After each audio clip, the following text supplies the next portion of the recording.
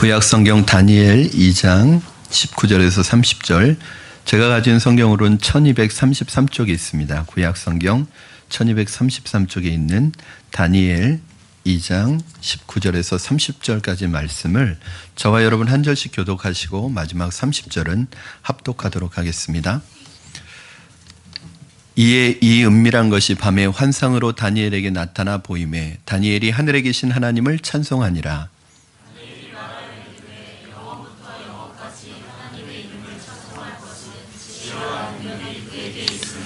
그는 때와 계절을 바꾸시며 왕들을 폐하시고 왕들을 세우시며 지혜자에게 지혜를 주시고 총명한 자에게 지식을 주시는도다.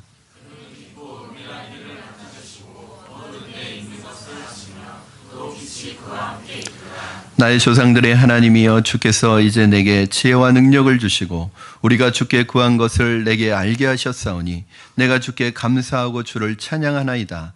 곧 주께서 왕의 그 일을 내게 보이셨나이다 하니라.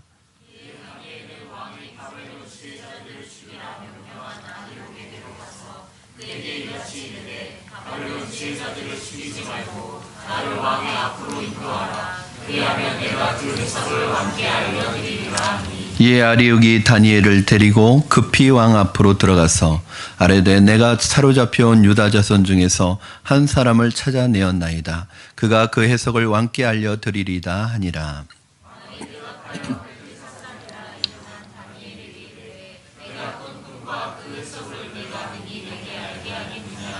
다니엘이 왕 앞에 대답하여 이르되 왕이 물으신 바 은밀한 것은 지혜자나 술객이나 박수나 점쟁이가 능히 왕께 보일 수 없으되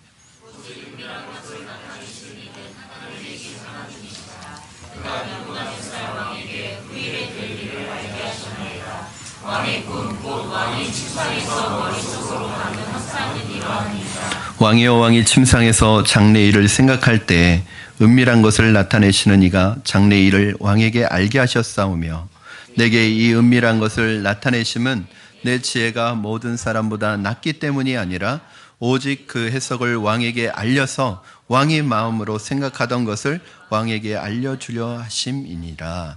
아멘. 우리는 지난주에 이 절대 권력자인 느부갓네살 왕이 자신의 꿈을 그리고 꿈과 해석을 맞추지 않으면 바벨론에 있는 모든 지혜자들을 죽이겠다는 아주 무시무시한 엄명을 내리는 것을 보았습니다. 하나님의 사람 다니엘과 이 세 친구도 그 처형 리스트 안에 들어가 있었습니다. 그때 다니엘은 목숨을 걸고 왕 앞에 나아가서 자기가 이 문제를 풀 테니까 시간을 달라고 왕에게 부탁해서 승낙을 받았습니다. 우리는 다니엘이 왕에게 얼마나 긴 시간을 받았는지는 알 수 없습니다. 그러나 느부갓네살 왕의 이 급한 성격으로 미루어 볼 때 시간을 많이 주지는 않았을 것 같습니다. 많이 기껏해 하루의 시간을 줬을 것입니다. 다니엘은 24시간 안에 이 어려운 문제를 해결해야 되는 그러한 상황에 놓여 있었는데 사실 다니엘이 이 문제를 놓고 왕에게 부탁을 하고 왕에게 시간을 얻어내려고 찾아갔을 때 사실 다니엘에게도 대책이 없었습니다. 다니엘이 생각했던 것은 하나님을 믿었고 또 어쨌든 시간을 벌어야겠다는 생각을 가지고 왕에게 나가서 하루에 24시간의 시간을 벌어온 것입니다. 그리고 집으로 돌아와서 세 친구들과 함께 이 문제를 놓고 기도할 생각이었습니다. 그래서 다니엘과 세 친구는 그날 밤에 필사적으로 기도하기 시작했습니다. 여러분, 기도는 내 능력의 한계를 벗어나는 일에 부딪힐 때 진짜 뜨거워집니다. 그때부터는 뜨겁게 기도하지 말라고 해도 내 안에 열정이 일어나서 뜨겁게 기도할 수밖에 없습니다. 기도밖에 할 수 없을 때 하는 기도가 진짜 기도입니다. 그리고 지난주 우리가 언급했듯이 다니엘이 이 세 친구가 그 시간에 하나님 앞에 어떠한 밤새도록 필사적으로 기도할 때 어떤 기도를 했느냐, 거대한 비전과 거대한 환상을 놓고 어떤 포부를 놓고 기도한 것이 아니라 바로 그냥 하나님 앞에 살려달라고 기도했어요. 하나님 앞에 다 빼고 살려달라고 기도했습니다. 그런데 하나님께서 이런 기도를 좋아하십니다. 왜냐하면 어린아이처럼 순수하게 앞뒤 가리지 않고 그냥 어린아이처럼 아버지에게 매달리는 그 어린아이처럼 하나님에게 매달리는 이런 기도를 좋아하세요. 근데 우리는 어느 순간에 보면 너무 어른스러워요. 하나님 앞에, 우리 아버지 되시는 하나님 앞에, 그 위기 속에서 하나님 앞에 나가서 기도하면서도요, 너무 점잖을 빼고 너무 형식을 갖추고 너무 그냥 하나님 앞에 우리의 속마음을 내놓지 않고 그냥 겉으로만 기도하는 사람이 많습니다. 여러분, 사람 앞에서 그렇게 해도 하나님 앞에서는 그렇게 하지 않으셔도 돼요. 하나님 앞에서는 정직하게 기도하셔야 됩니다. 하나님 앞에서 부끄러울 것이 뭐가 있어요? 하나님 앞에서 말씀드리지 못할 것이 뭐가 있어요? 왜 하나님 앞에서 점잖을 뺐어요? 왜 하나님 앞에서도 정직하지 않으세요? 그냥 하나님 앞에 어린아이 같이 그냥 다 가감하고 살려달라고 이렇게 기도하고 하나님의 도우심을 구하는 기도를 하나님께서 들으시고 오늘 그 응답을 들어주시는 것입니다. 다니엘은 이미 작은 위기 앞에서 기도를 통해서 난관을 극복하는 그런 경험을 가지고 있습니다. 여러분, 하루아침에 어떤 선수가 말로 홈런을 치는 홈런 타자가 되는 것이 아닙니다. 작은 것에서부터 성공하는 선수가 어느 날 말로 홈런도 치는 거예요. 기도도 그렇습니다. 작은 기도의 응답을 경험한 사람이 큰 기도의 응답을 경험하는 거예요. 우리는 그런 생각을 가지고 있어요. 큰 문제는 하나님께 맡기고 기도하지만 작은 문제는 그냥 내가 알아서 해야지. 말씀은 뭐라고 하시냐면 전적으로 하나님을 의지하래요. 전적으로 주님께 맡기래요. 전적으로 맡긴다는 건 뭐예요? 큰 문제는 하나님께 맡기고 작은 건 니네들이 알아서 해라, 이런 말씀입니까? 큰 것이든지 작은 것이든지 하나님을 의지하고 하나님 앞에 기도하라는 거죠. 의외로요, 여러분. 큰 문제는 내가 할 수 없으니까 이건 어쩔 수 없이 하나님 앞에 가지고 나와요. 그러니까 그런 문제는 쉽게 응답을 받고 쉽게 해결이 됩니다. 그러나 의외로 우리가 쓰러지고 넘어지는 것이 어딘지 아세요? 작은 문제라고 생각했던 거에서 더 넘어져요. 왜요? 내가 충분히 할 수 있을 것이라는 생각을 가지고 하다 보니까 이게 사실은 충분히 할 수 있는 게 아니에요. 그러므로 여러분, 작은 문제라고 깔보지 마십시오. 작은 것이든 큰 것이든 하나님께 맡기는 거죠. 그래서 작은 기도에 응답을 받은 사람이 큰 문제를 만나도 응답을 받고 믿음이 커지고 영적인 근육이 커져서 점점 더 큰 일을 겪어낼 수 있는 것입니다. 전에도 함께 하셨던 하나님이 지금도 함께 하신 것을 믿기 때문입니다. 이번에는 진짜 힘든 위기예요. 바벨론 건국 이래 왕궁에서 이렇게 피바람이 몰아친 적이 없었습니다. 왕의 명령 하나 때문에 수천 명의 지혜자들이 한순간에 내부 숙청의 대상자가 돼가지고 수많은 이 브레인들이 죽어나가는 이 상황에서 다니엘은 왕에게 부탁해서 간신히 하루의 시간을 벌었습니다. 아마도 이 소식은 모든 왕궁에 소문이 다 퍼졌을 거예요. 그리고 모든 왕궁의 지혜자들과 모든 사람들은 이 다니엘의 행동 하나에 귀추를 주목하고 있었을 것입니다. 바벨론 왕궁의 모든 지혜자들의 운명이 노예로 끌려왔던, 포로로 끌려왔던 이 다니엘에게 걸려있는 것입니다. 그러니 다니엘과 이 세 친구는 얼마나 부담이 됐겠어요. 자기들도 살아야 되지만 수천 명의 목숨이 자기들에게 달려있으니 다니엘은 필사적으로 기도할 수밖에 없었습니다. 그날 밤에 필사적으로 기도하는 그 음성을 들으시고 하나님이 응답해 주시는 내용이 여러분 오늘 읽으신 19절부터 시작되고 있습니다. 19절 말씀 한번 같이 읽겠습니다. 시작. 이에 이 은밀한 것이 밤의 환상으로 다니엘에게 나타나 보임에 다니엘이 하늘에 계신 하나님을 찬송하니라. 혹자는 말하기를 다니엘이 환상으로 본 이 은밀한 것이 느부갓네살 왕이 꿈과 똑같은 것이다, 그렇게 얘기합니다. 그러나 아닙니다. 느부갓네살 왕이 꾸었던 꿈을 하나님이 다니엘에게 그대로 재방송한 게 아닙니다. 아주 중요한 차이가 있습니다. 첫째는 느부갓네살은 밤에 자는 중에 비몽사몽간에 예기치 않게 꿈을 꾼 거고요. 다니엘은 분명한 목적을 가지고 기도하는 중에 분명한 의식 속에서 환상을 본 거예요. 여러분, 착각하지 말아야 될 것은 환상은 비몽사몽간에 보는 게 아닙니다. 비몽사몽간에 이게 꿈인지 환상인지 희미하게 뭘 봤대요, 자꾸. 그럼 분명히 개꿈입니다. 여러분, 하나님이 보여주시는 환상은요, 분명한 의식 가운데 또렷하게 보여주시는 거예요. 이게 가장 중요한 차이점입니다. 어떤 사람은 말씀을 들으려고 하지 않고 자꾸 꿈을 꾸려고 합니다. 하나님이 분명한 말씀보다 꿈을 더 의지합니다. 그래서 예배 시간에 자꾸 자려고 그래요. 왜냐하면 꿈을 꿔야 된대요.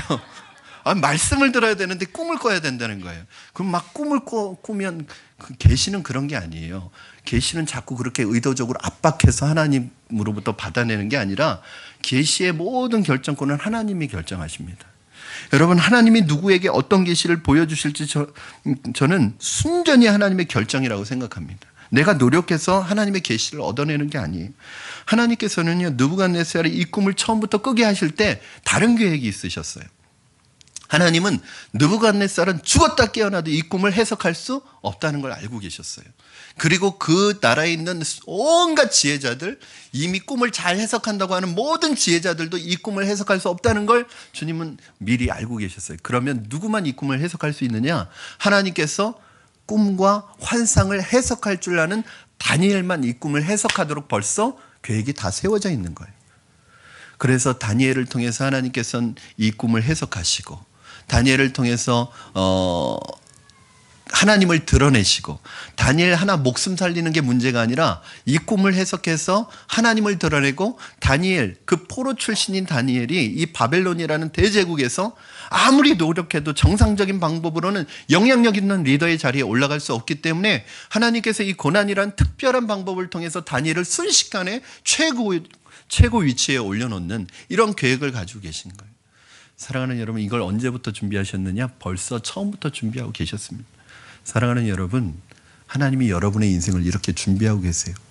여러분이 지금 겪고 있는 위기가, 어려움이 지금 그것만 보면 참 답답하고 절망스럽고 한숨 나올 수밖에 없는 것이지만, 하나님은 여러분 그것이 목적이 아니라 여러분에게 주시고자 하는 것이 재앙이 아니라 평안인 것처럼, 하나님께서는 여러분을 하나님의 나라를 위해서 이 세상에서 영향력 있는 리더로 사용하시기 위해서 지금 준비하고 계시는 거예요.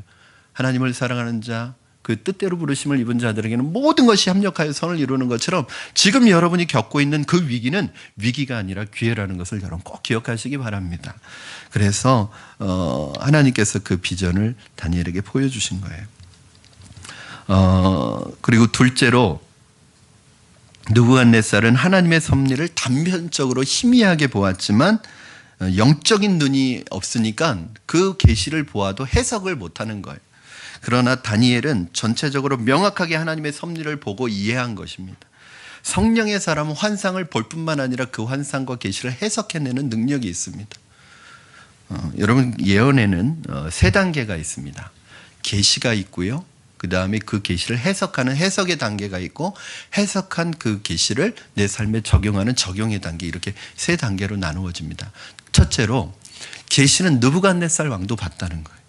그러니까 환상이나 계시는 안 믿는 사람도 볼 수 있는. 그러나 문제는 그걸 보는 게 중요한 게 아니라 본 것을 해석을 못하는 거예요.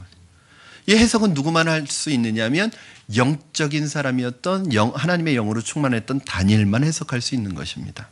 여러분, 고린도전서 2장 11절 12절 말씀 한번 같이 읽어보도록 하겠습니다. 여러분이 11절 읽어주시면 제가 12절 읽도록 하겠습니다. 시작.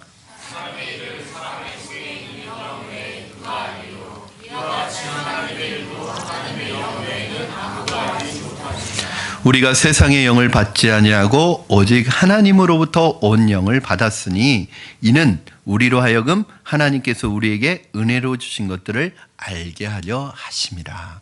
하나님으로부터 온 영을 받았는데 이 영이 성령님입니다. 우리 안에 계신 이 성령님은 진리의 영이시죠. 여러분, 제가 우리 새가족반, 확신반, 또 구약성경대학, 신약성경대학을 하시는 분들에게서 이렇게 듣는 얘기가 있어요. 목사님, 이 성경 공부를 하고 목사님 설교를 들으니까 설교가 훨씬 잘 들린대요. 음향 시스템이 좋아져서가 아니라 그전에는 들어도 무슨 말인지 잘 몰랐는데, 왜냐하면 저는 여러분이 그걸 알고 있다고 전제하고 얘기하니까. 그런데 여러분이 그 공통 분모가 없으면 이해가 안 되는 거예요. 그런데 이 성령에 대한, 제 설교 중에 이제 특징이 성령에 대한 부분을 많이 강조하거든요. 근데 새가족반 4주차에서 이 성령에 대해서 배웁니다. 그때 이제 성령님에 대해서 뭐라고 얘기하냐면 진리의 영이라고 얘기해요. 진리의 영. 그러므로 그 말은 하나님께서 주신 이 은혜의 말씀. 그러니까 여러분, 지금 계시는 뭐냐 하면, 하나님께서 구약 시대에 하나님의 뜻을 나타내는 방법은 환상을 통해서 많이 나타내 주셨어요. 꿈을 통해서. 왜? 그때는 기록된 성경이 없으니까. 그런데 오늘날은 하나님께서 꿈을 통해서나 환상을 통해서 말씀하시는 횟수가 적어지셨어요. 전혀 없다는 건 아니지만, 왜냐하면 오늘날은 명확한 분명한 하나님의 계시가 우리 손에 들려 있으니까. 그래서 여러분, 이 하나님께서 주신 은혜의 말씀을 이해하고 해석할 수 있는 능력이 바로 누구로부터 오냐면 성령님으로부터 옵니다. 그래서 여러분이 성령 충만하지 않으면 성경을 읽으면 졸립니다. 성령 충만하지 않으면 설교를 들으면서 은혜 받고 아멘 할 수가 없어요. 왜냐하면 이해가 안 되니까, 해석이 안 되니까. 여러분, 이게 여러분의 지적인 수준에 달려있는 게 아니라 여러분 안에 성령님이 계시느냐에 달려있는 거예요. 대학 교수도요, 박사학위를 가진 대학 교수도 이 성경 갖다 놓고 해석하라고 그러면 못합니다. 이해도 안 될 뿐더러 잘하면 스토리 해석 정도는 할 수 있습니다. 이야기가 어떻게 흘러가는지. 그러나 해석은 안 돼요. 그런데 여러분, 대학 근처도 못 가본 초등학교도 못 나온 할머니들은 이 성경을 읽으면서 눈물을 뚝뚝 흘려요. 눈이 아파서 흘리는 걸까요? 저도 요즘에 자꾸 책을 읽는데 자꾸 눈물이 나고 그래가지고 여러분, 이해가 되는 거예요. 이 말씀이 감동이 되니까 눈물이 나는 거예요. 계시보다 더 중요한 것은 해석입니다. 계시를 해석할 수 있는 능력이 우리에게 있느냐, 이게 굉장히 중요한 것입니다. 그게 없으면 성경 100번 봐도 모르죠. 두 번째는 해석보다 더 중요한 건 뭐냐면 적용입니다. 해석은 했는데 삶의 그 해석을 가지고 오지 못하고 적용하지 못해요. 여러분, 성령 특별히 해석까지 제대로 했는데 축복된 비로가 온다고 해석을 했는데 자꾸 우리가 현실에서 그것을 안 믿고 의심하고 낙심하고 걱정하고 무기력하게 살면 그 하나님의 예언이 우리에게 성취가 되지 않는 거예요. 저는 환상을 보았다, 꿈을 꾸었다, 하나님 앞에 계시를 받았다 하는 분들 중에 아이러니하게도 현실의 삶에 성실하지 않은 분들을 너무나 많이 만나는 거예요. 겸손과 섬김의 모습은 전혀 없고 자기가 어떤 환상을 보고 계시를 받았고 꿈을 꾸었다는 것 때문에 겸손한 모습은 전혀 없고 마치 무당처럼 권위적이고 위압적이고 교만해서 다른 사람들에게 혐오감을 주는 사람이 너무 많아요. 특히 계시를 받고 환상을 보고 꿈을 꾸었다는 사람들 중에. 그 사람들은 뭐 하나님과 직통 계시를 받으니까 하나님과 자기가 제일 친하다고 생각하는 것 같아요. 그런 분들에게는 목사도 없습니다. 목사가 권면해도 안 들어요. 누구 말을 듣겠어요? 하나님하고 직접 대화하는 사람을. 여러분, 그거는 저는 100% 가짜라고 봅니다. 계시를 받았다고 하면서 가정 돌보지 않고 자기도 돌보지 않고 현실의 삶에 충실하지 않고 돌아다니는 분들은 100% 가짜입니다. 여러분, 다니엘은 하나님의 계시와 환상을 보는 사람이었지만 현실 생활에 얼마나 성실한 사람이었습니까? 다니엘은요, 아침에 일어나서 깨끗하게 씻고 머리 빗고 정확한 시간에 출근하고 직장 업무를 볼 때는 너무나 탁월하게 일을 해내는 거예요. 위에 보스와 옆에 사람들과의 관계도 너무나 지혜롭고 온유하고 겸손한 사람입니다. 자신이 영적이라고 자랑하고 뭘 자꾸 보았다고 하는 사람에게 제가 묻고 싶습니다. 당신은 가정에서 좋은 아버지입니까? 당신은 가정에서 좋은 남편입니까? 당신은 직장에서 인정받는 성실한 사람입니까? 당신은 교회에서 인격적인 성품을 가진 사람입니까? 이런 것들 다 무시하고 현실의 삶은 다 무시하고 돌아다니는 그런 분들은 100% 가짜입니다. 다니엘은 그런 사람이 아니었어요. 저는 여러분이 교회에서 믿음이 좋은데 직장에선 게으른 사람이라고 찍히지 않기를 바랍니다. 저는 여러분의 믿음이, 여러분의 신앙이 직장에서 사람들이 피하는 신앙이 되지 않기를 바랍니다. 여러분이 가면 깨어지고 여러분이 가면 상처 있고 여러분이 가면 어두워지는 사람이 아니라 여러분 피스메이커라고 제가 말씀드렸잖아요. 여러분이 가면 상처난 사람들이 서로 회복이 되고 싸매어지고 어두운 곳이 밝아지고 여러분이 빛과 소금의 역할을 해서 그곳에 가면 여러분들 때문에 사는 역사, 사는 기적이 일어나야 합니다. 그게 그러니까 영적인 사람일수록 현실을 떠나는 게 아니라 영적인 사람일수록 현실에 굉장히 충실합니다. 여러분, 이단의 특징은 뭐냐면 이단에 빠지면 가정이 깨져요. 그런데 건강한 신앙을 가진 사람은 가정을 회복시킵니다. 이게 특징이에요. 만약에 가정이 깨진다, 이단이든지 이단이 아니어도 이단 비슷한 걸 거예요. 그러나 좋은 신앙, 건강한 신앙생활을 하면 가정이 행복해지고 가정이 회복되고 가정의 상처가 치유가 됩니다. 저는 여러분들이 그런 분들 되기를 주님의 이름으로 축원합니다. 다시 정리하면 다니엘이 본 환상은 느부갓네살의 꿈을 포함하지만 그 꿈보다 훨씬 크고 훨씬 깊고 훨씬 분명한 것이었습니다. 다니엘이 본 환상은 좁은 의미에서는 느부갓네살의 꿈을 지칭하지만 넓은 의미에서는 그 꿈과 해석과 하나님의 섭리와 계획이 다 들어있는 꿈을 본 거예요. 이 환상을 본 다니엘이 하나님을 찬양합니다. 그래서 19절에 하나님의 환상을 본 다니엘이 하나님을 얼마나 찬양하느냐, 이게 다니엘의 훌륭한 점이죠.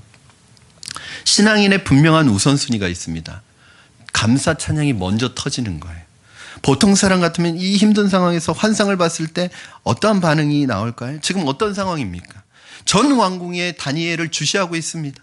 기라성 같은 학자들도 못 풀었고 왕도 지금 그 꿈을 해석 못해서 왕도 지금 다니엘에게 목매고 있는 거예요. 다니엘이 무슨 말을 할지 기다리고 있는 거예요.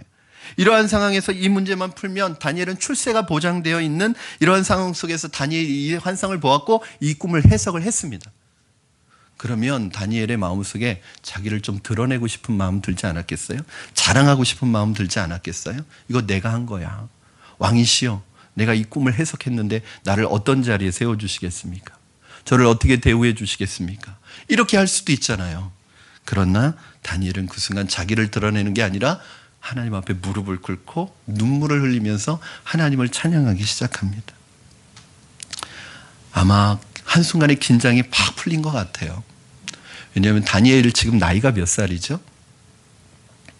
제가 계속 말씀해드려도 여러분 자꾸 까먹으시죠? 예, 18살. 얼마나 어려요. 요즘 18살이면 여러분 얼마나 어리게 생각이 돼요. 그 어린 소년이 그 어깨에, 이 어린 소년의 어깨에 수천 명의 목숨이, 생명이 짊어져 있고 그것을 해석하느라고 밤새도록 기도해, 얼마나 긴장하고 기도했겠어요. 그런데 그 꿈을 해석한 하나님이 그 꿈을 보여주셨을 때, 그 환상을 보여주셨을 때, 그 문제를 풀어주셨을 때 감사도 했지만 기뻤지만 얼마나 한순간에 긴장이 풀렸겠어요. 그러니까 하나님 앞에 찬양할 수밖에 없는 거예요. 여러분, 찬송이 뭐예요? 여러분, 찬송이 노래입니까? 노래 부르면 찬송하는 건가요? 여러분, 예배 드리기 전에 우리 찬송하잖아요. 그냥 노래하고 있으면 우리 찬송하고 있는 건가요? 어떤 분은 영혼 없는 노래를 불러요. 요즘에 방송에 보면, 자막에 보면 영혼 없는 대답, 영혼 없는 반응, 영혼 없는 노래, 이런. 그러니까 생각은 딴 데가 있고 입만 뻥긋뻥긋 하는 거죠. 그게 찬송입니까? 찬송이 뭐예요? 하나님이 하셨다는 거잖아요. 도저히 내 힘으로 할 수 없는 일이었는데, 내 능력 밖의 일이었는데, 내 능력 한계를 넘어서는 일이었는데 이루어진 거예요. 그러면 뭐라고 고백해요? 이건 내가 한 게 아니라 하나님이 하셨습니다. 하나님 감사합니다. 하나님 찬양합니다. 이게 찬양이죠. 사랑하는 여러분, 많은 사람들이 어려움이 있을 때 하나님께 살려달라고 기도까지는 하는데 하나님이 진짜 살려주시면 그 다음부터는 보따리 찾는 사람들이 대부분이에요. 아니면 이제는 살았으니까 자기가 잘나서 사는 건지 알고 축복을 주신 하나님의 은혜를 까맣게 잊고 살아가는 사람이 너무나 많습니다. 입 딱 씻어버립니다. 새벽 기도 딱 끊어버립니다. 어떤 문제를 놓고 작정해서 기도하기 시작하고 그 문제가 해결되면 더 하나님 앞에서 감사해서 기도해야 되는데 그 문제 해결되고 나면 기도 딱 끊어버립니다. 아이가 대학 가기 위해서 100일 동안 기도해. 왜 꼭 100일 동안 기도하는지 모르겠어요. 꼭 100일 동안 안 하셔도 되는데 막 그렇게 기도하다가 하나님께서 대학을 보내주셨어요. 그러면 그 다음부터 새벽 예배 딱 끊어버립니다. 제자훈련 하다가 제자훈련 졸업하면 새벽 예배 끊어버립니다. 누구 찔리라고 그런 말 한 건 아니에요, 제가. 여러분, 축복받을 때, 기도응답 받을 때 어떻게 반응하느냐가 중요한 것입니다. 그분에게 찬양과 존귀와 영광을 돌려드려야 하잖아요. 그것이 더 큰 축복의 길로 가는 길입니다. 그리고 다니엘이 찬송할 수밖에 없었던 또 다른 이유가 있었는데 그것은 바로 하나님의 원대한 비전에 압도당했기 때문이에요. 다니엘과 세 친구는 지금 왜 기도했냐면 하나님, 이 지혜자들과 함께 우리를 죽이지 말아달라고, 살려달라고 기도했는데 기도하다 보니까 이 사람들 목숨 하나 사는 게 문제가 아니라 하나님이 큰 파노라마를 보여주셨는데 제국의 흥망성쇠, 천년에 가까운 제국의 흥망성쇠가 한눈에 들어온 거예요. 여러분, 신앙생활이라는 것은 그런 것 같습니다. 처음에는 내가 살기 위해서 하나님께 기도하는데 기도하다가 하나님의 커다란 계획과 섭리를 깨닫게 되는 거예요. 그래서 시편이란 무엇이냐면 최악의 상황에서 터뜨려 주시는 최상의 감격입니다. 저는 개인적으로 저도 힘들 때가 있겠죠. 저에게도 여러분에게 말 못할 고난이 올 때가 있겠죠. 혼자서 눈물 흘릴 때가 있겠죠. 그때 제가 읽는 성경이 시편입니다. 이 시편만 묶여진 성경이 있어요. 저한테 시편만 있는 그 성경을 가지고 계속 처음부터 읽어 나갑니다. 그러면 거기에 왜 그렇게 힘든 사람이 많은지, 거기에 왜 그렇게 고난당한 사람이 많은지, 왜 그렇게 위기를 만난 사람이 많은지, 대부분 그 사람들이 위기 속에서 하나님 살려달라고 기도해요. 하나님 날 구원해달라고 기도해요. 막 눈물로 기도하기 시작해요. 그런데 어느 순간에 기도하다가 기쁨으로 싹 바뀌고 찬양으로 바뀝니다. 왜요? 그 기도 속에서 하나님을 만나는 거예요. 여러분의 고난이나 여러분의 고통이나 어려움은 여러분을 망하게 하려는 게 아니라 그 고난 속에서 고통 속에서 기도하다가 하나님 만나게 하시려는 하나님의 계획인 것을 여러분 믿으시기 바랍니다. 최악의 상황에서 터뜨려 주시는 최상의 감격, 이게 시편입니다. 20절에서 22절에 나타난 메시지를 보면 아주 특별한 것이 있습니다. 우리 20절에서 22절까지 말씀 쭉 읽도록 하겠습니다. 시작. 다니엘이 말하여 이르되 영원부터 영원까지 하나님의 이름을 찬송할 것은 지혜와 능력이 그에게 있음이로다. 그는 때와 계절을 바꾸시며 왕들을 폐하시고 왕들을 세우시며 지혜자에게 지혜를 주시고 총명한 자에게 지식을 주시는도다. 그는 깊고 은밀한 일을 나타내시고 어두운 데에 있는 것을 아시며 또 그 빛이 그와 함께 있도다. 아멘. 지금 이 내용은 찬양의 내용이에요. 지금 다니엘이 하나님을 찬양하는 찬양의 내용입니다. 여러분, 경기를 직접 보지 않더라도 경기를 보고 나오는 사람들이 서로 주고받는 이야기를 들으면 경기의 결과가 어떻게 되었는지 짐작할 수 있죠. 그렇죠? 마찬가지로 오늘 다니엘이 하나님 앞에 찬양하는 이 내용을 들으니까 다니엘이 어떤 환상을 봤는지 짐작이 가는 거예요. 하나님께서 때와 계절을 바꾸시고, 이건 이제 시간의 흐름을 얘기하겠죠. 왕들을 폐하기도 하시고 세우기도 하신다. 즉 제국의 왕들을 하나님께서 폐위시키기도 하시고 세우기도 하신다는 거예요. 즉 다니엘이 환상을 통해 제국의 흥망성쇠를 본 거예요. 우리가 이제 다음 주부터 보는 내용에는 이 내용이 구체적으로 나오는데, 여러분, 바벨론이라는 이 제국이 아수르라는 제국을 멸망시키고 세워진, 사실은 바벨론 제국만큼 큰 제국이 없습니다. 그 이후에 나타난 제국들도요, 다 바벨론보다 작은 제국이에요. 그런데 이 바벨론 제국이 나중에 어느 제국에게 멸망당하냐면 페르시아 제국에게 멸망을 당합니다. 이 페르시아 제국이 또 제국을 이루다가 어느 제국에게 멸망당하냐면 알렉산더의 헬라 제국에게 멸망을 당합니다. 그리고 이 알렉산더의 헬라 제국은 또 망하고 어떤 제국이 일어나죠? 로마 제국이 일어나는, 이 1000년에 가까운 시간 동안의 제국의 흥망성쇠를 우리는 이제 1000년이 지나서 알아야 될 것을 지금 다니엘은 지금 1000년 전에 그 얘기를 다 보고 있는, 인간의 권력이 얼마나 주님 앞에 잠깐 섰다가 사라지는 것인지를 본 것입니다. 영원부터 영원까지 이어지는 하나님의 지혜와 능력이 청와대 위에 있고 백악관 위에 있다는 것을 다니엘이 본 것입니다. 그 순간에 다니엘은 세상 권세가 얼마나 허망하고 반대로 주님의 영광이 얼마나 엄청난 것인지를 한눈에 본 거예요. 오늘 본문의 22절에 보니까 깊고 은밀한 일을 나타내시고 어두운 데 있는 것을 아신다는 말씀이 있는데, 깊고 은밀한 일은 무엇입니까? 여러분, 인간의 눈으로 볼 수 없는 세계가 있다는 거예요. 과학은, 지식은 눈에 보이는 것만 측정합니다. 그리고 우리가 그것을 공부하고 과학에 공부하고 있지만 그 과학이 들어갈 수 없는 세계, 뉴스가 내보내줄 수 없는, 이 볼 수 없는 영적인 세계의 흐름이 있다는 거예요. 이건 누구만 볼 수 있느냐 하면 빛이신 하나님만 볼 수 있고 주님만 볼 수 있는데, 바로 오직 성령이 충만한 사람은 그 하나님이 보여주시는 그 역사의 섭리를 깨닫게 된다는 것입니다.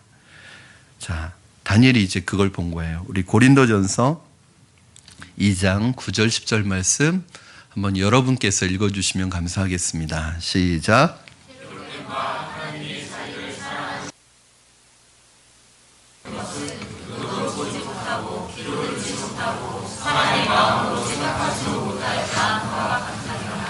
오직 하나님이 성령으로 이것을 우리에게 보이셨으니 성령은 모든 것을 곧 하나님의 깊은 것까지도 통달하시느니라. 지금 다니엘은 무엇을 본 거예요? 하나님의 깊은 것을 본 거예요. 성령으로 이것을 본 것입니다. 사랑하는 여러분, 성령 충만하시기 바랍니다. 그러면 역사의 섭리가 어떻게 돌아가는지, 왜 이러한 일들이 일어나는지 이건 전문가들도 분석할 수 없고 해석해낼 수 없는 거예요. 그러나 다니엘은 제국의 흥망성쇠를 한눈으로 본 것입니다. 다니엘은 이것을 인간의 힘으로 보았다고 얘기하지 않습니다. 23절 말씀 우리 같이 읽겠습니다. 시작. 나의 조상들의 하나님이여, 주께서 이제 내게 지혜와 능력을 주시고 우리가 주께 구한 것을 내게 알게 하셨사오니 내가 주께 감사하고 주를 찬양하나이다. 곧 주께서 왕의 그 일을 내게 보이셨나이다 하니라. 우리가 주께 구한 것을 내게 알게 하셨사오니. 다니엘은 정말 영적인 사람입니다. 어떤 기도의 응답이 왔을 때 이것이 기도의 응답이라는 것을 인정할 줄 아는 사람이에요. 많은 사람들이 기도를 응답해 주시면 기도의 응답이 자기가 잘나서 됐다는 거예요. 그러나 다니엘은 이것이 기도의 응답이라는 것을 알았습니다. 그래서 자랑할 게 없는 거예요. 주님께서 하신 거예요. 그러니까 계시와 기도의 응답을 경험한 사람들은 겸손해질 수밖에 없어요. 사도 요한도 그랬고 이사야도 그랬고 예레미야도 그랬고, 하나님을 만난 사람들의, 하나님의 계시를 경험한 사람들의 공통점은 뭐냐면 다 하나님 앞에 무릎을 꿇고 겸손해졌다. 그렇잖아요, 여러분. 그 하나님을 내가 만났다고 생각해 보세요. 그 하나님의 음성을 들었다고 생각해 보세요. 평상시에는 하나님 없다고 막 소리치고 다니던 그 사람이 어느 날 예수를 믿고 하나님의 음성을 듣는다고 생각해 보세요. 그 앞에서 겸손해질 수밖에 없죠. 설익은 사람이, 어설픈 사람이 자기 자랑하고 다니는 거예요. 다니엘이 드디어 감사 찬양 기도를 끝낸 뒤에 이제 왕을 만나러 갑니다. 그런데 왕에게 바로 나갈 수가 없죠. 중간에 누구를 통해서 가느냐면 아리옥이라는 근위 대장을 통해서 가는 거예요. 24절 말씀 여러분 같이 읽겠습니다. 시작. 이에 다니엘은 왕이 바벨론 지혜자들을 죽이라 명령한 아리옥에게 가서 그에게 이같이 이르되, 바벨론 지혜자들을 죽이지 말고 나를 왕의 앞으로 인도하라. 그리하면 내가 그 해석을 왕께 알려드리리다 하니. 그러니까 아직도 그 당시에 이런 통신수단이 좋지는 않았을 거 아니에요. 그러니까 지금 왕에게 하루의 그 시간을 얻어서 기도하러 간 사이에도 왕이 죽이라고 하는 것을 명령을 잠깐 멈추었는데도 어디에서는 지혜자들이 죽고 있었던 것 같아요. 잘 연락을 못 받은 그 근위대로부터. 그러니까 먼저 아리옥에게 가서 뭐부터 얘기하냐면 지혜자들을 죽이는 걸 멈춰달라 부탁을 한 다음에 자신을 왕에게로 데려가 달라. 내가 꿈을 풀었다. 이렇게 얘기합니다. 아리옥이 얼마나 기뻤을까요? 왜냐하면 이 다니엘을 왕에게로 데려가서 이 다니엘을 소개한 사람이 누구예요? 아리옥이기 때문에 자기도 목 걸고 간 거예요, 사실은. 만약에 이 사람이 해결하지 못하면은 괜히 시간만 낭비하게 되니까 그 사람 데려간 아리옥도 사실은 무사하지는 못할 거예요. 그런데 다니엘의 눈빛을 보니까 다니엘이 풀었다고 하는 이 말이 거짓이 아니라 너무 확신에 차서 얘기하니까 진짜란 걸 안 거예요. 얼마나 기뻤을까요? 그럼 동시에 이 아리옥은요, 여러분 정치 구단이거든요. 뭐냐하면 두 가지를 다 생각하는 거예요. 즉 아무리 왕이 혈기가 나가지고 저렇게 젊은 28이니까 얼마나 젊어요. 이 젊은 사람이 혈기가 나가지고 이 왕궁에 있는, 이 나라에 있는 지혜자들을 다 죽이면 어떻게 나라를 운영해 가요. 그러니까 그건 왕이 지금 잘못된 결정이라는 걸 아는 거예요. 그러니까 지혜자들을 살리고 싶은 마음이 아리옥에게 있었어요. 동시에 지금 다니엘을 데리고 왕에게로 가면서 이 아리옥이 머리로 지금 계속 굴리는 거예요. 머리를. 왜요? 이 정치 구단이잖아요.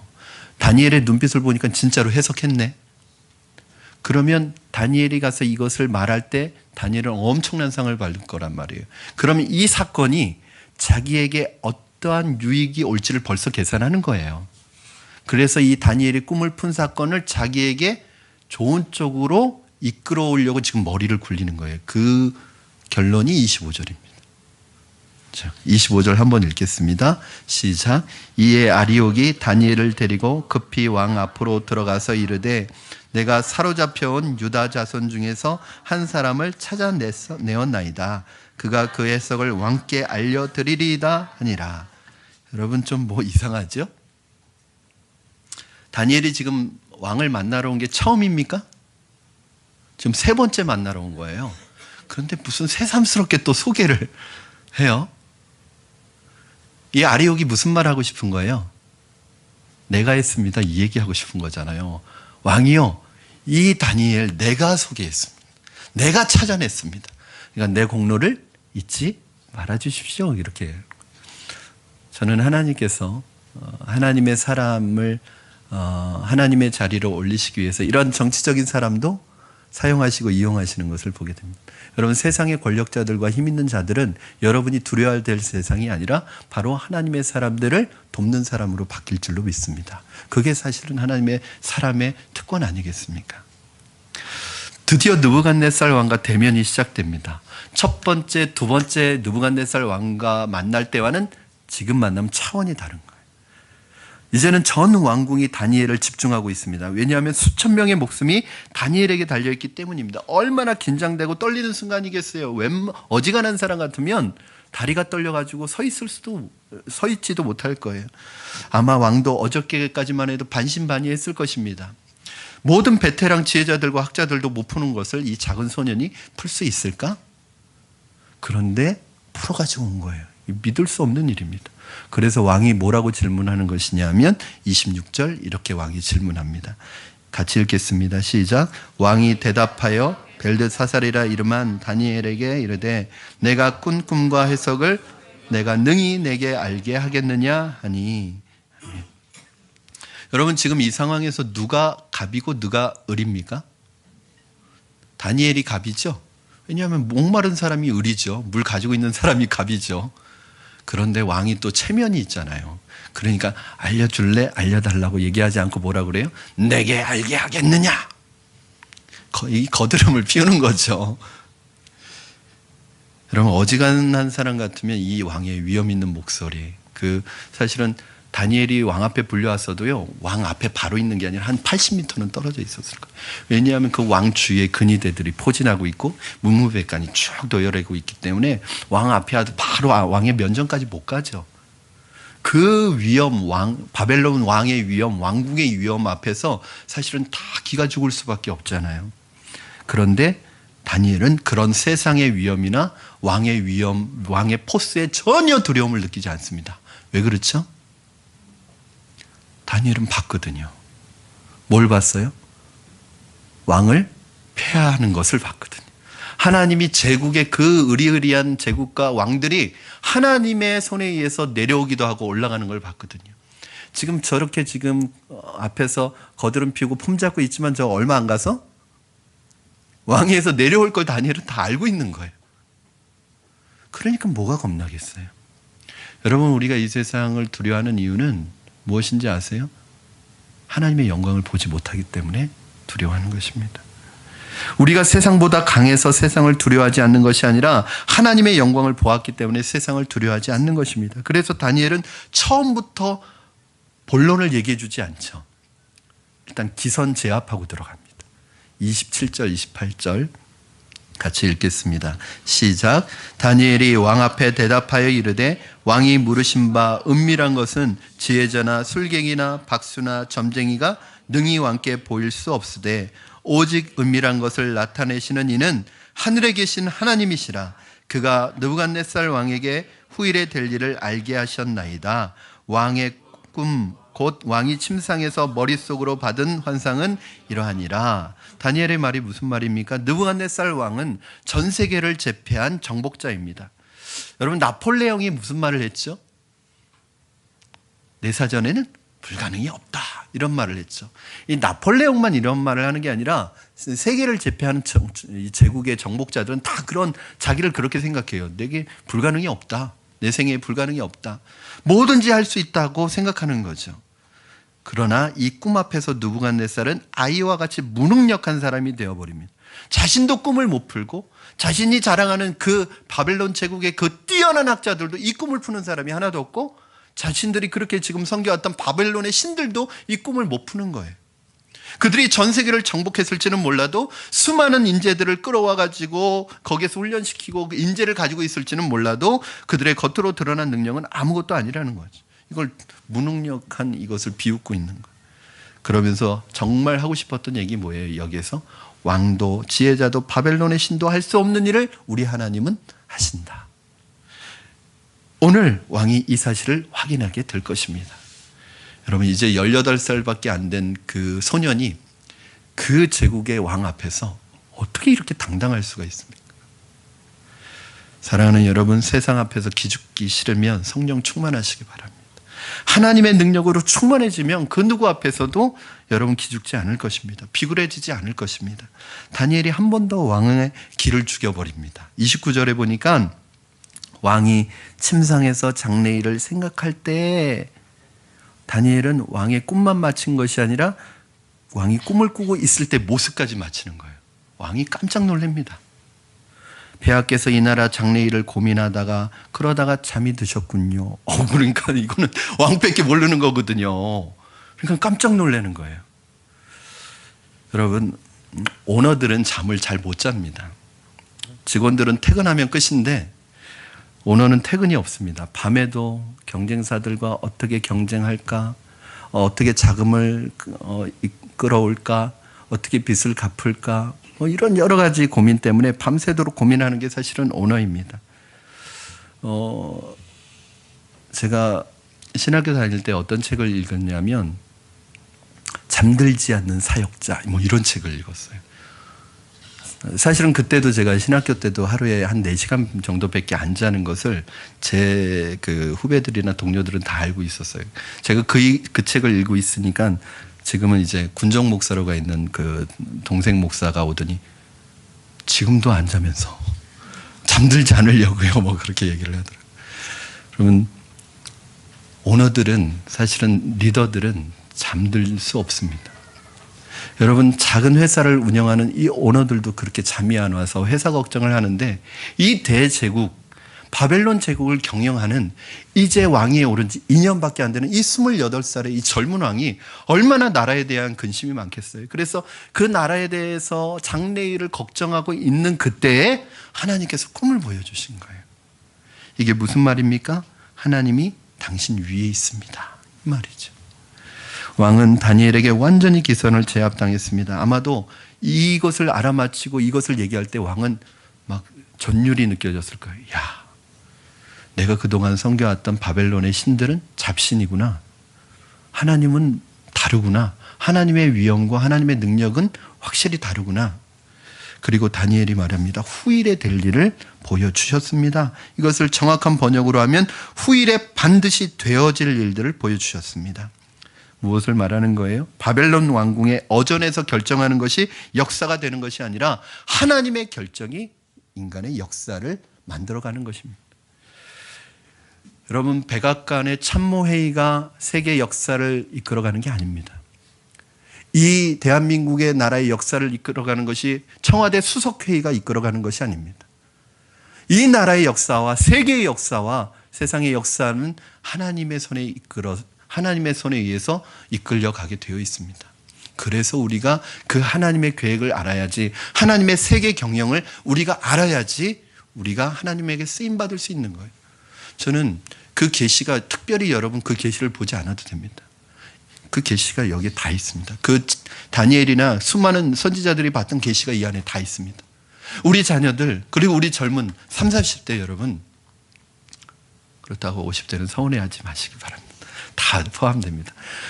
어릴수록 좋다는 거죠. 우리 아이들이 어려서부터, 젊어서부터, 청년 때부터 이 하나님의 계시의 말씀을 그 마음과 생각 속에 새겨서 다닌다고 생각해 보세요. 여러분, 여기에요, 비즈니스도 있고요. 여기에 여러분, 세계를 경영하는 하나님의 경영 노하우가 여기에 있는데 회사 경영하는 거 아무것도 아닙니다. 이 아이들이 이 책을, 이 성경을 가까이에서 이 계시의 말씀을 보고 만약에 세상에 들어간다면요, 다니엘과 같은 사람들 될 거예요. 문제는 우리가 어려서 모태신앙, 교회에서 나고 교회에서 자랐는데 성경을 하나도 몰라요. 누구의 책임입니까? 첫째로는 부모님 책임이죠. 두 번째로는 교회 책임이죠. 그리고 목사님의 책임이죠. 교육자들 책임이죠. 여러분, 우리가 세상에서 이길 수 있는 방법이 무엇입니까? 돈입니까?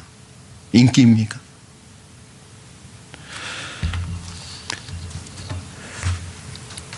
하나님이 이 인간의 역사를 주관하시고 결정하시는 것입니다. 하나님께서 이루실 역사를 당신에게 의논하는 것이 아니라, 느부갓네살에게 의논하는 것이 아니라 오늘 말씀해 보니까 될 일을 보여주셨다는 거예요. 의논하는 게 아니라 그냥 보여주셨다는 거예요. 하나님이 이렇게 이끌어 가시겠다는 거죠. 사랑하는 여러분, 다니엘은 하나님의 역사의 주관자라는 사실을 왕 앞에서 선포했습니다. 우리는 세상 속에 살면서 다니엘의 이 당당함을 본받아야 합니다. 우리가 세상 속에 살면서 너무 세상의 눈치 보면서 살 필요 없습니다. 아무리 대단한 권력자 앞에서도, 아무리 돈 많은 사람들 앞에서도, 아무리 유명한 인기인 앞에서도 여러분 기죽지 마시기 바랍니다. 우리가 세상 속에 살지만 세상의 노예는 아니잖아요. 왜 우리가 할 말을 못합니까? 저와 여러분이 세상 속에 살지만 세상에 압도당하지 마시기 바랍니다. 하나님의 사람이 핍박을 받을지언정 세상에서 기죽어서 사시면 안 됩니다. 지금 계급상으로는 느부갓네살과 다니엘은 하늘과 땅 차이입니다. 그런데 영적인 세계에서는 느부갓네살이 저 밑에서 지금 다니엘에게 혼나고 있는 거예요. 여러분도 그렇게 되시기 바랍니다. 여러분의 세상적인 계급으로는 회사의 사장이 따로 있지만, 여러분은 평직원이고 사장님은 따로 있지만 누가 영적인 권위를 가지고 있느냐가 중요해요. 여러분, 심지어는요, 우리 부모님이 안 믿는 분이실 때 내가 분명히 부모님의 아래에 있는 자녀이지만 영적인 권위를 가지고 있을 땐 상황이 달라집니다. 그렇다고 부모님을 뭐 이겨먹어라, 이게 아닙니다. 부모님을 공경하고 순종해야 되지만 영적인 권위가 느껴져야 돼요. 믿는 사람이. 여러분, 회사에서는 여러분이 평직원이지만 여러분의 상사나 여러분의 그 선배가 여러분에게 함부로 못해야 돼요. 영적인 권위가 느껴져야 돼요. 다니엘을 누가 함부로 하겠습니까? 그러려면 세상에서 성실하고 실력도 갖춰야 됩니다. 세상에서 그럼 내가 해야 될 일은 안 하고 자꾸 영적인 것만 봤다 이렇게 하면 아무도 인정해 주지 않습니다. 사랑하는 여러분, 저는 여러분들에게 그런 영적인 권위가 느껴지기를 바랍니다. 그래서 여러분의 서열이 어디든지 상관없이 그 있는 곳에서 전방위적으로, 요새는 전방향 리더십이 유행이거든요. 그러니까 리더십 하면 보통 윗사람이 아랫사람을 끄는 거라고 생각하잖아요. 그러나 전방향 리더십이라는 게 요즘에 각광을 받고 있습니다. 즉, 내가 아랫사람으로서 윗사람에게 영향을 미칠 수도 있고, 동료들에게 영향을 미칠 수 있고, 아랫사람에게 영향을 미치는 것. 즉, 상관에게도 내가 부하 직원이지만 영향을 미칠 수 있다는 거예요. 그래서 그 상관의 마음을 바꿀 수 있다는 거죠. 동료들도 내가 끌어갈 수 있는 영적인 리더십이 있는 거예요. 여러분, 리더입니까? 아닙니까? 뭐가 리더입니까? 내 계급이, 내 위치가 리더가 아니라 여러분을 따르는 사람이 있느냐가 여러분 리더예요. 난 리더다 하는데 아무도 안 따라와요. 돌격 앞으로 했는데 혼자 가요. 리더가 아닙니다. 그러나 여러분을 따르고 여러분에게 영향을 받는 사람이 한 사람이라도 있으면 여러분 리더입니다. 다니엘은 자신이 남들보다 능력이 뛰어나서 이 꿈을 해석할 수 있었던 것이 아니라 오직 하나님의 은혜로, 하나님의 지혜로 이 꿈을 해석할 수 있었다고 철저하게 하나님께 영광을 돌리고 있습니다. 마지막 30절 우리 같이 한번 읽겠습니다. 시작. 내게 이 은밀한 것을 나타내심은 내 지혜가 모든 사람보다 낫기 때문이 아니라 오직 그 해석을 왕에게 알려서 왕이 마음으로 생각하던 것을 왕에게 알려주려 하심이니이다. 내 지혜가 모든 사람보다 낫기 때문이 아니다. 다니엘은 이 사건으로 인해서 왕이 내가 정말 똑똑한 사람 하나 얻었네, 이 말 듣기를 원치 않았습니다. 다니엘은 하나님을 이용해서 출세하려고 하는 사람이 아니었습니다. 여러분, 기복신앙이 뭐예요? 한마디로 정의하면 하나님 이용해서 출세하려고 하는 게 기복신앙입니다. 하나님 이용해서 성공하려고 하는 게 기복신앙이에요. 바뀌었죠, 지금 주객이. 그건 우리 신앙생활의 목적 아니잖아요. 하나님을 사랑하고 하나님을 잘 믿고 하나님의 은혜를 받으면 하나님이 형편에 따라서 출세도 시켜줄 수 있고, 때로는 어려움도 있고, 때로는 성공도 주시지만, 성공과 출세가 그게 우리 인생의 목적이 아니라 그걸 수단으로 삼아서 정말 인생의 목적을 위해서 살아가기 위한 수단이잖아요. 혹시 여러분 중에 이것이 인생의 목적인 분이 계십니까? 이게 신앙의 목적인 분이 계십니까? 내가 온 것은 양으로 생명을 얻게 하고 더 풍성히 얻게 하려는 게 주님이 오신 목적이에요. 이게 우리 신앙생활의 목적입니다. 즉, 주님을 믿는 것은 생명을 얻기 위한 것이고, 생명을 얻으면 하나님이 풍성한 은혜를 주세요. 그런데 생명을 얻기 위한 목적이 아니라 풍성함을 위해서 오셨다면은 뭔가 잘못 번지가 바뀐 거죠. 어떤 큰 교회, 대형 교회 같은 경우는요, 사람들이 인맥 쌓으려고 교회 오는 사람도 있어요. 왜냐하면 큰 교회는 큰 사업가들도 많으니까 가서 어떻게 인맥을 쌓아서 좀 친분을 쌓아서 좀 도움을 얻으려고. 교회에 오는 목적이 틀렸죠. 어떤 교회는, 우리 청년들 같은 경우는 어떤 교회 물이 좋대요. 몇몇 교회 물이 좋아서 그 교회로 간다네요. 우리 교회 청년들 얘기하는 게 아니라, 그러니까 결혼을 위해서 또 교회를 옮겨 다니는 그런 사람들도 있어요. 여러분, 다니엘은 이 기회를 사용해서 하나님을 선포하고 싶은 것입니다. 바로 다니엘의 사명이 무엇인지 분명히 알고 있습니다. 우리가 그렇습니다. 우리가 이 세상에서 어디에서 무슨 일을 하든지 하나님은 우리를 통해서 하나님의 이름이 선포되기를 원하십니다. 그래서 그런 의미에서 여러분 모두는 선교사입니다. 우리가 우리의 삶의 목적이 하나님께 영광 돌리는 삶인 것을 알 때, 우리가 세상에서 만드는 작은 물건 하나, 우리가 하는 작은 일 하나가 바로 하나님의 영광을 선포하는 놀라운 일이 될 것입니다. 하나님께서 이 목적을 위해서 우리를 세상 한가운데 두셨습니다. 우리는 세상에 살고 있지만 세상에 속한 사람이 아닙니다. 우리는 눈에 보이는 현상만 가지고 모든 것을 판단하며 불안해하는 사람이 아니라 하나님의 말씀과 기도를 통해 하나님의 음성을 듣고 사는 사람입니다. 우리는 상황과 환경에 지배를 받는 사람이 아니라 상황과 환경을 주도해가는 하나님의 사람입니다. 하나님께서 저와 여러분을 이 시대의 다니엘로 세워주실 줄로 믿습니다. 하늘의 영광을 보았기 때문에 인간 제국을 두려워하거나 부러워하지 않았던, 압도되지 않았던 다니엘처럼 오늘 하나님의 말씀 속에서 하나님의 비전과 꿈을 봄으로 말미암아 이 세상을 믿음으로 당당하게 살아나가시는, 인생의 인류 역사에 우리 인생의 주관자가 되시는 그 하나님께 모든 염려와 근심 다 맡기고 살아가시는 여러분 되기를 주님의 이름으로 축원합니다. 아멘. 우리 이 시간에 함께 찬양하시겠습니다. 내 눈 주의 영광을 보내 찬양하실 텐데, 여러분, 우리의 삶에서 자꾸 눈 앞에 보이는 것, 내 앞에 있는 현실과 상황만 바라보면요, 낙심하고 한숨 나올 수밖에 없어요. 그러나 하늘을 바라보고 하나님의 계시를 보고 하나님이 인류를 이끌어 가시는 전체적인 그림과 비전을 보면요, 우리 환경 때문에 낙심하지 않을 수 있습니다.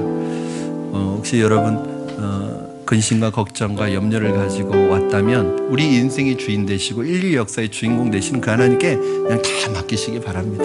오늘 주님을 바라보면서 내 인생을 다스려 달라고, 내 인생을 통치해 달라고, 이 나라의 역사와 세계의 역사를 다스려 달라고 함께 기도하셨으면 좋겠습니다. 우리 함께 내는 주의 영광을 보내 함께 찬양하겠습니다. 내는 주의 영광을 보내 우리 가운데 계신 주님, 그 빛난 영광 온 하늘 덮고 그 찬송 온 땅 가득해.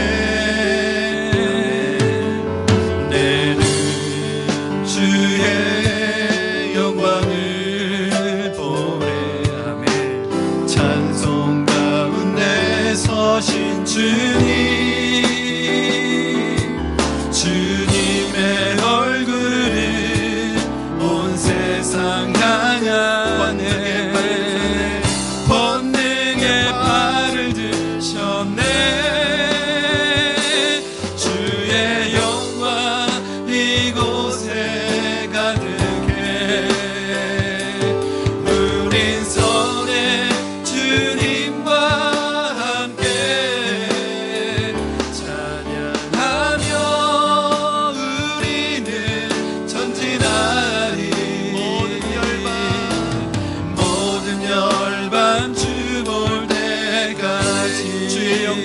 이곳에 주의 영광 이곳에 가득해 우린 선에 주님과 함께 찬양하며 우리는 전진하리 모든 열방 주 볼 때까지. 우리 이 시간에 오늘 주신 말씀 붙들고 기도했으면 좋겠습니다. 여러분, 인류 역사를 주관하시는 하나님, 우리 인생을 주관하시는 그 하나님, 이 나라의 역사를 주관하시는 그 하나님이 여러분의 아버지시고 여러분의 목자시고 바로 우리의 하나님이십니다. 오늘 그 하나님 앞에 하나님, 내 모든 인생의 문제와 염려와 걱정과 위기와 내가 겪고 있는 고통과 고난과 모든 것 주님 앞에 내려놓으시고, 하나님 내 인생을 다스려 주시옵소서. 하나님 나를 살려 주시옵소서. 이 세상의 고통과 고난에 압도당하지 말게 하시고, 하나님의 능력으로 성령 충만하여 이 세상의 모든 장애물들을 디딤돌로 만들게 하여 주시고, 하나님 상황과 환경에 지배받지 않게 하시고, 이 상황과 환경을 압도해 나갈 수 있도록, 주도해 나갈 수 있도록, 환경을 뛰어넘을 수 있도록 하나님 우리를 사용하여 주시옵소서. 하나님 우리를 통하여 하나님의 일을 이루어 주시고, 하나님의 손길에 붙들려 역사의 중심에서 하나님 앞에 쓰임받는 하나님의 사람 되게 주시옵소서. 우리는 연약하고 부족해도 하나님이 쓰시기로 작정하시면 우리는 하나님의 위대한 도구가 될 줄로 믿습니다. 그렇게 하나님 앞에 고백하며 오늘 주신 말씀 붙들고 각자 믿음으로 결단하며 기도하겠습니다. 살아계셔서 역사하시는 하나님 아버지 감사합니다. 아버지, 하나님 인류의 하나님 역사의 주관자가 되시는 그 하나님 앞에 오늘 하나님 우리가 무릎 꿇을 수밖에 없습니다. 아버지 하나님, 주님이 하나님 인류의 하나님 역사의 주관자가 되시는, 하나님 세상의 주관자가 되시는 그 하나님이 우리 아버지가 되시고 우리의 목자가 되시고 우리의 하나님이 되심을 믿고 그 하나님 앞에 오늘도 믿음으로 간구하며 나아갈 때 하나님 우리의 인간의 지혜를 초월한 하나님의 능력을 경험하게 하시고, 하나님의 역사를 경험하게 하시고, 하나님의 은혜를 경험하게 하여 주시옵소서. 세상 앞에 당당하게 하여 주시고, 세상 앞에서 영적인 권위를 갖게 하여 주시고, 세상 앞에서 하나님의 나라를 이루어가는 하나님의 사람 될 수 있도록 주님 도우시고 역사하여 주시옵소서. 오늘 모든 염려와 근심과 걱정은 하나님 앞에 다 맡겨버리게 하시고, 하나님이 주시는 은혜와 은혜를 경험하는 시간 될 수 있도록 주님 축복하여 주시옵소서. 살아계신 하나님 아버지, 오늘도 인생의 위기와 문제와 걱정과 염려와 근심이 하나님 없는 사람은 없을 줄로 믿습니다. 그러나 하나님 그 인생의 문제 앞에서 문제에 눌리지 않게 하시고, 문제에 압도당하는 것이 아니라 오히려 문제를 통해 하나님의 해답을 구하며 하나님이 우리 인생 전체를 이끌어 가시는 큰 그림을 볼 수 있게 하여 주시옵소서. 하나님, 우리는 연약합니다. 부족합니다. 우리 힘으로 살아갈 수 없습니다. 우리 인생의 모든 문제, 역사의 주관자가 되시는 주님 앞에 맡길 때 하나님의 능력을 경험하게 하시고, 하나님께서 우리를 각 사람마다 하나님의 자리에서 하나님의 나라를 위하여 쓰임받는 세상에 영향력 미치는 사람으로 우리를 세워 주시옵소서. 오늘 하나님 앞에 모든 것 맡기며 나아갈 때 하나님의 능력의 손길을 경험하는 저희들 되게 하여 주시옵소서. 감사드리며 예수님의 이름으로 기도드립니다. 아멘.